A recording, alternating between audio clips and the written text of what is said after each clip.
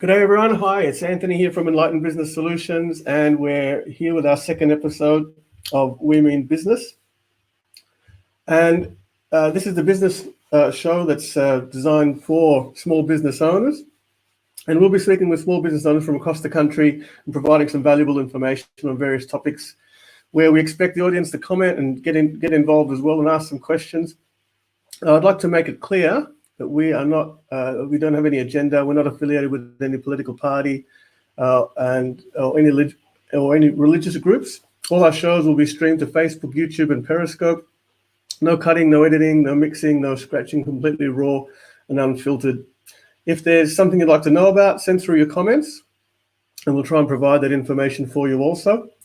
With everything going on at the moment, we thought we would start with a mini segment on COVID-19 where we'll be sharing real life stories from business owners, how they're coping during these times. And the idea is that hopefully we'll be able to learn from the mistakes and also the successes.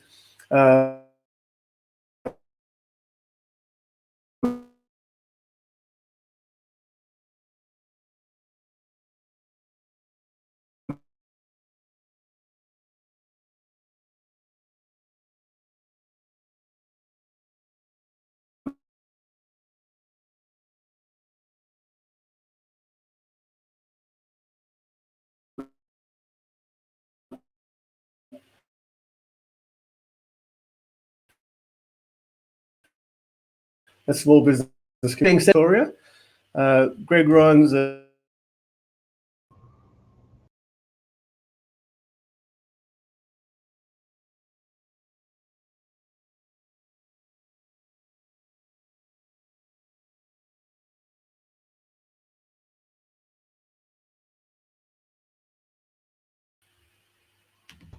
okay. Is that working? Yeah, you cut out there for a minute, but I've got you back now. Yeah, no worries. Good day, Greg. How are you? Yeah, good, thanks. Yeah, I don't know what happened, but it all just went black for a minute, but it's all come back on now. No worries. It's good that it's working. So Greg, we don't know each other previously, but we've been talking earlier, and Greg reached out on Facebook page when he heard about the show and what we were doing. And I think you've got some good information to share, especially what's going on in regional areas around the country. But tell us a bit more about yourself and your business and what you've been doing. Yeah, look, I've been in the IT business in Albury-Wodonga for probably close on 25, probably more than 25 years, working from home while I had another full-time job, and then taking over an electronics repair shop and sort of adding the computers to that shop. And I've had that shop now for, I was getting on 19 and a half years. So that we've been fairly fluid over that time. The shop has been electronic repairs, computer repairs, computer sales, home theatre.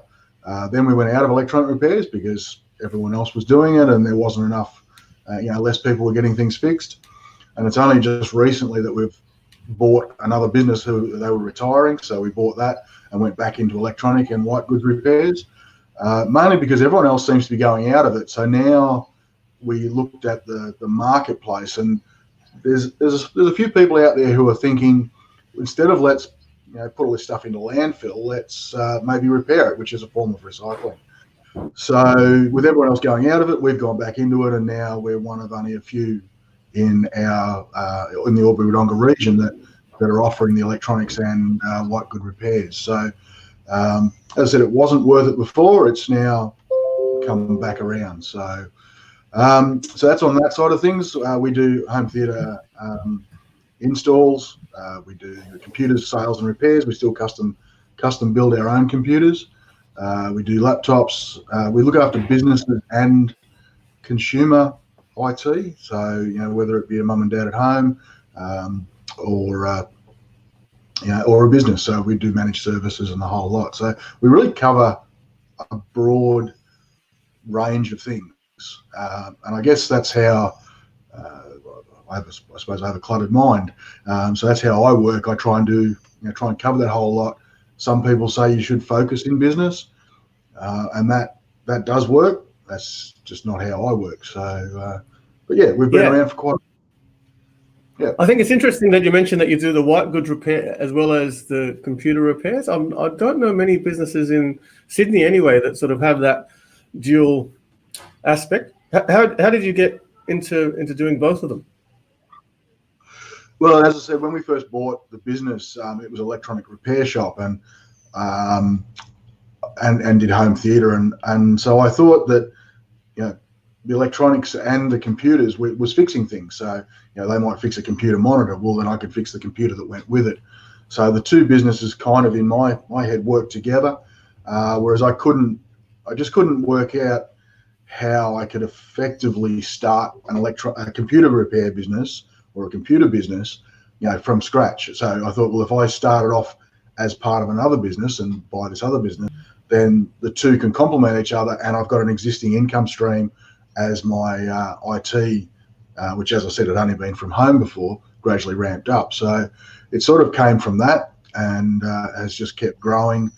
Over the years, we've done, I suppose we went more retail. So our shop started out about 20 metres by 9 metres. It's now 9 by 9, and we've moved, that extra space is now repair shop.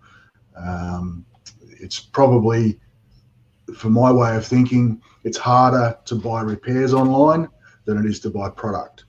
So therefore, I'm better off focusing on repairs. We still sell the stuff, we just don't carry it and have it in the shop. Yeah, I think that's smart. So you mentioned also that you deal with residential and commercial customers. What's the split, and how are you finding that sort of changing over time as well?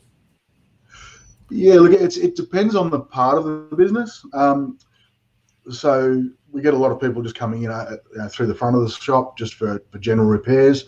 We do have, and I don't know exact numbers of commercial customers, but and because it does overlap as well, you get a lot of, you know, commercial customers that, you know, bring in their home stuff to get repaired. But also a lot of we don't go for big businesses. We aim to support small local businesses. So even our business customers may only be, I sort of say as a rule of thumb, probably up to about 10 seats, which effectively means 10 computers or 10 people. So we don't aim for the really big ones.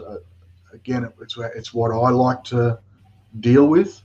So I don't know exact split. If I looked at my turnover from everything we do, probably 80% of the turnover is computers, and of that 80%, I'd say probably 50% is business and 50% is home. So and so you're doing quite a range of things. How many staff do you have to help you out? Like, how do you find the time?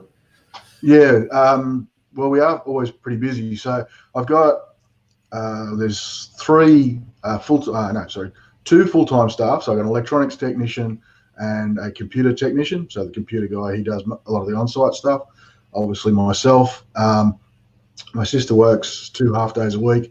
She does some admin stuff and goods receivable.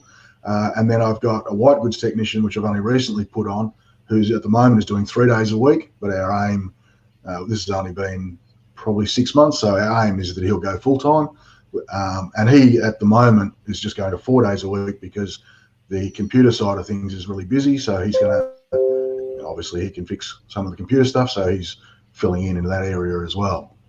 So we all sort of overlap each other. I mean, my main electronics tech fixes computers. My business tech also studied electronics. So, we all have a bit of a dabble in everyone else's, and you have to do that in small business. You have to do that in small business. Everybody got to wear a few hats, and you've got to be cross-skilled and ready to jump in when needed. Yeah, for sure. So that brings me to sort of the current situation, COVID-19. How has that affected what you were doing, and how have you changed what you've been doing to sort of keep going? Yeah, obviously we've done the straight out simple stuff. We've got the hand sanitizer at the front of the store. We have a lovely. I also, as another sideline, do Young Living oils. So we've got some oils in the middle of the shop that are making it smell nice and supposedly cleaning out the germs. We wipe down the benches with isopropyl alcohol and spray Glen 20. So that's the normal stuff. There's X's on the carpet so people know how far they can stand from each other. And I think every other business that's open's had to do that. Other than that, it hasn't changed our business a lot. I mean, we go out on site, so we've had to have a checklist that keeps my customers and my employees safe if they go out on site. Again, they carry gloves and so forth if they go and pick up a TV or someone's washing machine. We dropped off a fair bit of business when it first happened, and really thought this was going to not really affect us. And then it slowly got busier and busier till now we're probably almost back to where we were before this happened. But things have changed, so in what ways? Well, see, prior to this, we had a bit of a boom because it was the end of Windows 7. So, we had a big boom on upgrading people's computers to Windows 10. There's also been a bit of a boom with solid state drive upgrades because they've become affordable, and that has really taken off now that people are working from home, and so many people are bringing in laptops saying, "Oh, look, I'm having to work from home. I've had this laptop; it's been sitting in the cupboard for the last 3 years. Can we use it?" So we got to look at it and find out, was it stuffed, and that's why it was sitting in the cupboard. But we're finding that people with 4 or 5 year old computers or laptops, they may be recoverable if they were a good laptop when they got it. They weren't, a real cheap and nasty consumer one. Then sometimes all they need is a bit more RAM and an SSD. And while that upgrade with labour might cost $400, at the moment you can't get, or there's a big problem getting new laptops for less than $1,000 because there's just a worldwide shortage. So it's still worth upgrading an old computer, providing you've got something solid to build on.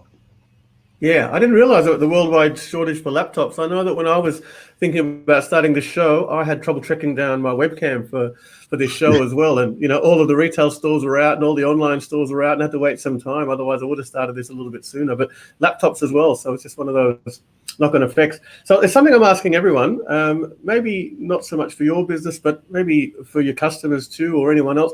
If you knew that this was coming, because it all kind of crept up on us really quickly, but if you knew that this was coming 12 months ago, what things might have you done differently, or what things might have you been advising your customers differently?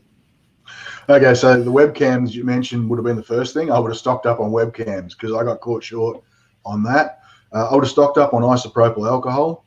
We actually sell it, and by the time I realised, everyone was out of stock. So, everyone was buying it to make hand sanitizer, and we were lucky we had a 5 litre tub of it, but I would have stocked up on that because I could have made some money.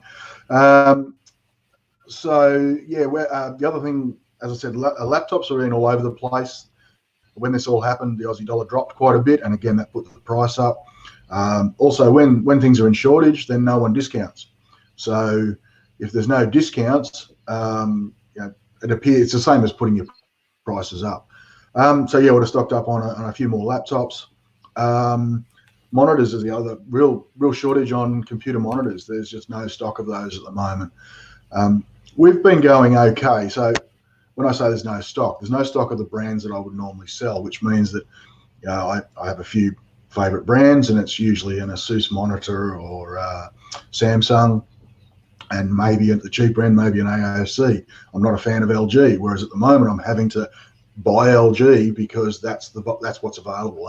And while I'm not a fan of them, it doesn't mean that they're not right. It's just not my normal brand. So, and the same with laptops. We mainly sell Hewlett-Packard business grade, and where there used to be one that we'd modify.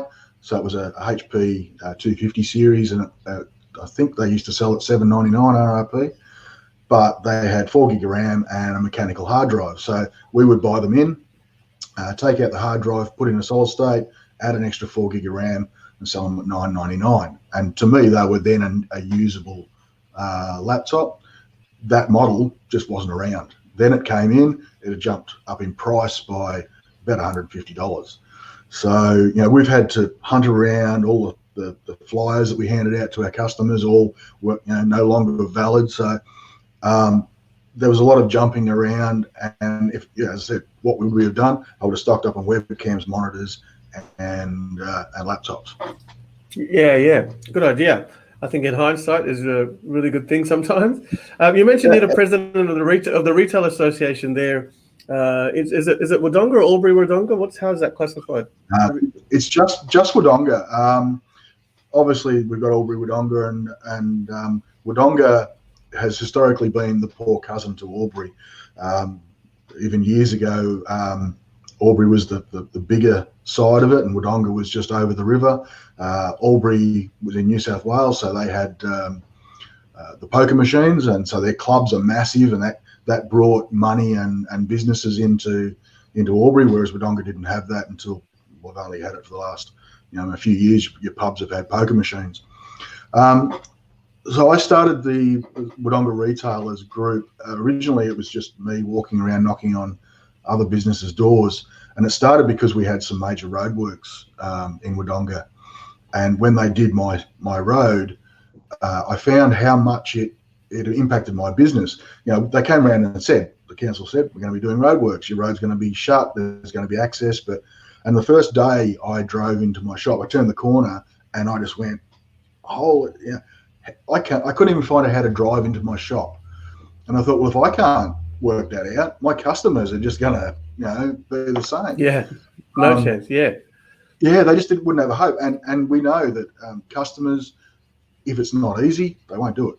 And if the customer that doesn't come to your shop today, I suppose in my case, they may contact me and work out how to get in touch. But if you're a coffee shop, for example, if they turn the corner and they can't get there, they'll go somewhere else and get their coffee. So I quite simply spoke to the local council and said, hey, this is what the problem is. And I think if we get some signs and we put a sign on the temporary poles they had that says, this is the parking for this business, that's going to work. That's going to help us. It's not going to be perfect, but it's going to help us. And so the council said, fine, do it. Send us the bill. So we did, and it helped. I sort of thought then and there was some other things that happened over the time, but after our street was finished, they then moved on to the next. They did the whole high street, which is the main street up there. So they did it in two halves. And I thought, well, I learned some things. I need to help other businesses, share some of the things that I learned and get these businesses. My aim was that they would work together. I did find that it's a funny thing with retailers, a lot of them are very small businesses and they don't always work together. It's like they sort of, their head down, they understand their business, but look, maybe only just. Some of them don't understand social media. The business has been in the family for years and years and years, and it's run by an older person. So I thought, well, let's try and help them. Now, we did that for a while, and I started up the Facebook group, and its aim was to promote Wodonga. So I thought, if we promote Wodonga, then that will promote our own businesses as a flow-on effect. And it has. It's taken, I think I've been doing it for 3 years, and it is still only slowly taking off, but it hasn't done any harm. And I thought, while I'm not doing any harm, the only harm I really did was I had to rethink how much it was affecting my own business. So I was spending more time promoting everyone else's business than my own. So I had to go back to that and say, right, make sure your own business comes first. And then when you got some spare time, then help everyone else. Yeah, that's really good. Some good advice there. And I think that's why you sort of identify with what I'm trying to do here too. I think it probably resonates with you a bit more. What's the feeling from the general retail community in the association, the members there, about what's going on, and what stories have you heard about how they're pivoting their own businesses during these times?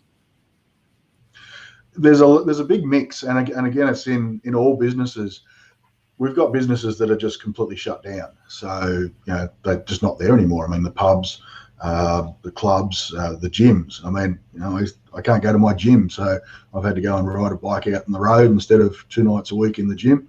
So those businesses are hurting, but then gyms are doing online So they've cut their membership down. You might pay less, but you can do an online course.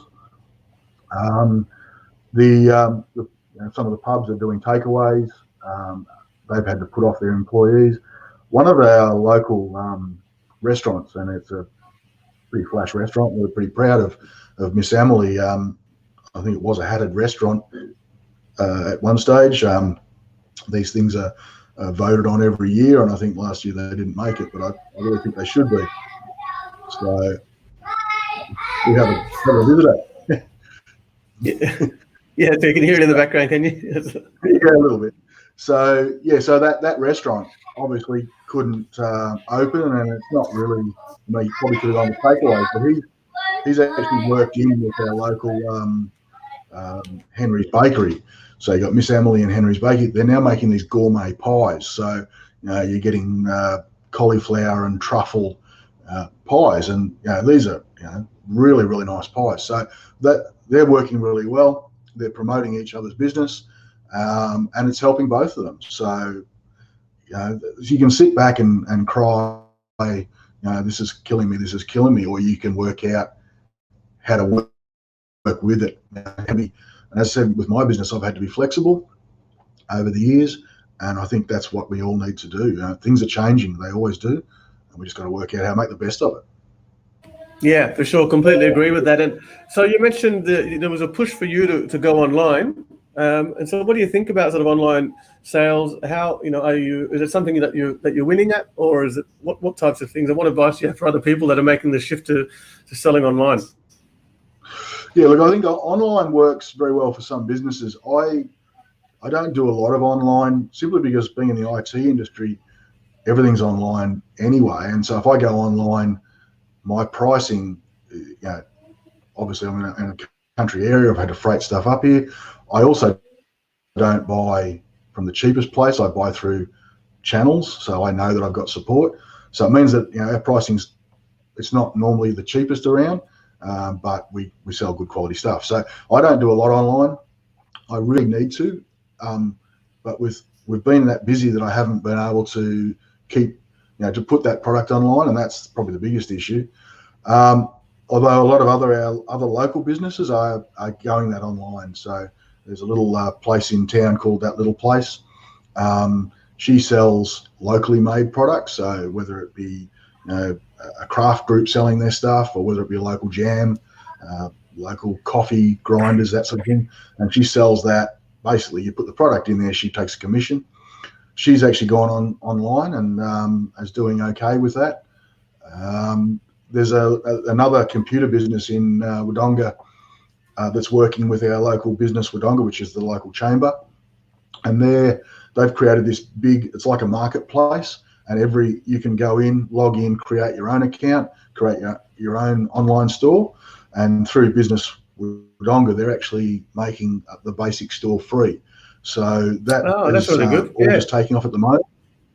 Yeah. So and they're also, not only are they doing it and providing the tools, they're actually helping people get in and create the store. So and that's to me, there's a lot of value in that. If you had to pay for it, you might be looking at hours and hours. So you're looking at hundreds of dollars at least, and to get that covered by your local business group is really good. So our Wodonga retailers is sort of proud to be part of it. We're not doing it, but we're proud to support it through those other groups. And we like to work with Business Wodonga, as I said, which is the chamber, and with councils. We don't want to fight against any other group. We've just realised that if we all work together, it'll all work. So, but yeah, as my business, we don't really do a lot online, other than a bit of eBay and that sort of thing. So we have a web page, but not online store.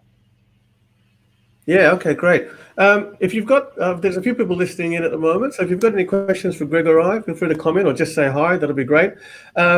Moving on to the government incentives. What's the general feel down there in the business community about the government's response to all of this? The incentives, are they helping out? Could they have done more? What's your feel for all of that?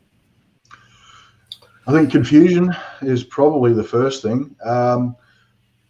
It's really hard. I've been quite lucky. I have an accountant, a bookkeeper, and a business coach. And so through those and through the business Wodonga, I've had quite a lot of information. So we've been trying to share that out.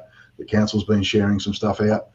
And again, I think it depends on the business as to how they get their information. So if as I said, some of the businesses we deal with are not big on social media, so they probably haven't been getting the information, as much as we have. So it's a matter of getting that information out.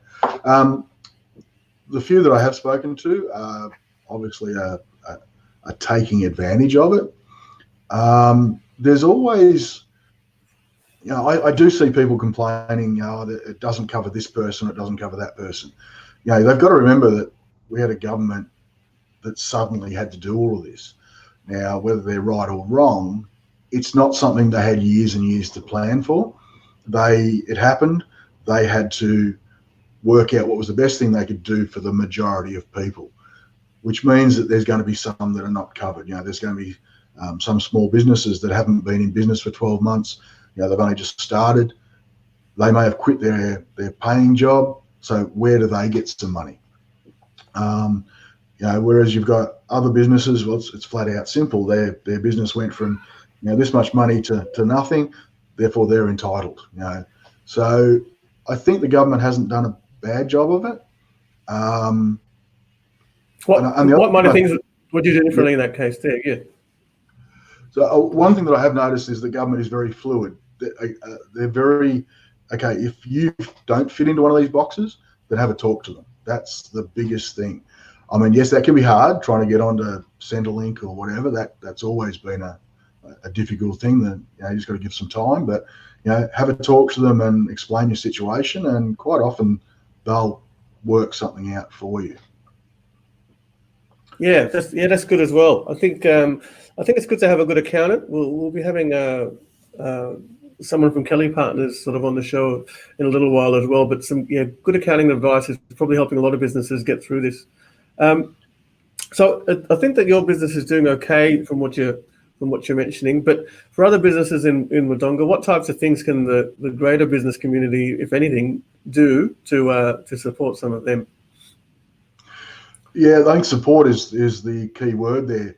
I think my motto is that when we do something, if we want to buy something, we look local first. If we want to get some support, we look local first. So if we all did that, then our own township, our own business area will do better. Obviously not everything's available in your local business. So then go to, for us, it would be Albury or the surrounding areas. And then the next closest one, yeah. Yeah, so I mean, I really would love to see Australia go back to manufacturing a lot more.